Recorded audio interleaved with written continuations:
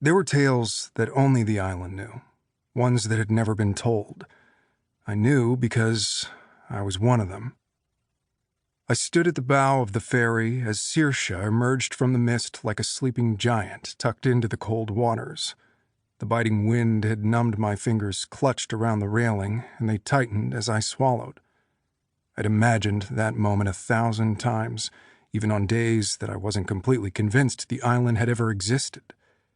But there it was, as real as the skin that covered my bones. I tucked my hands into the pockets of my jacket, turning my back to the sight of it, as if that would somehow erase all the darkness that had happened there. The last time I'd stood on the deck of that ferry, I was 18 years old, and instead of watching it grow bigger in the distance, I'd watched it disappear, along with the life I'd lived there. My mother had kept her face turned away from me just enough to hide the tears striping her reddened cheeks, but I could feel in the center of my chest the words she wasn't saying. That I'd fucked everything up, and that deep down, she would never forgive me for it. My eyes dropped heavily to the pack at my feet, where the smooth emerald face of the urn was visible through the cinched opening. Even in those final days, she'd never spoken a word of any of it. We swore we'd never go back to Saoirse, and we hadn't. That was one of many promises we'd kept. So why, after all these years, had she broken it? The only answer to that question was one I couldn't stomach. "Sir?" The voice was half drowned in the wind pouring over the deck, and I blinked, squinting against the blinding morning light.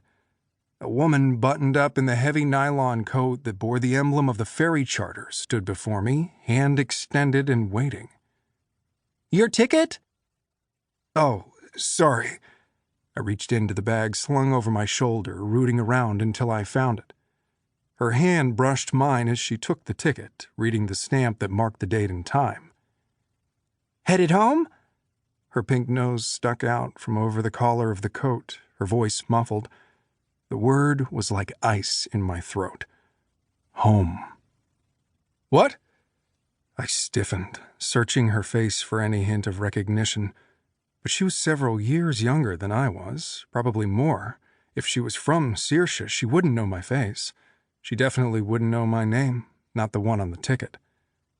"Sorry, don't mean to pry, it's just—" She handed it back to me. "It's not a return ticket. Don't see many of those on this ferry." I cleared my throat, slipping the paper into my pocket. "I'm just visiting." The island wasn't home, even if it once had been, and she was right. No one came to Saoirse to stay. Though her mouth wasn't visible behind the scarf, I could see the frown in her eyes, and the look edged too close to suspicion. I'd been given that look many times before. "Well?" Her gaze trailed over my jacket and down to my boots before snapping back up to my face. "Enjoy your trip." There was a stiff uneasiness in the way she stepped around me, following the railing down the deck. Beyond her, the island was now a sharp figure against the sky. A pair of white gulls glided over jagged black cliffs, catching the freezing wind that had carved the land into the shape of hungry teeth.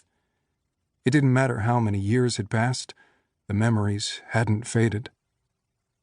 I'd grown up being told that the people on the mainland were different from us, but living among them was the first time I really understood it.